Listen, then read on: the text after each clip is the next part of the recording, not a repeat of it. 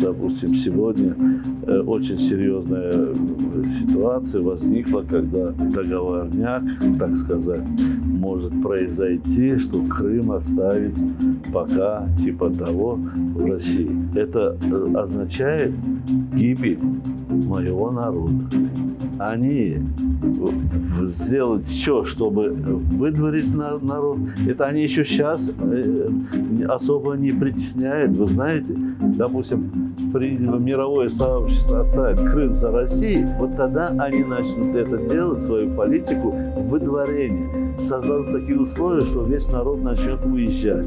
Или русифицировать. И мой народ может вот растаять, потеряться и исчезнуть. Из нас когда-то было несколько миллионов, поговаривают, 5-6 миллионов было в Крыму.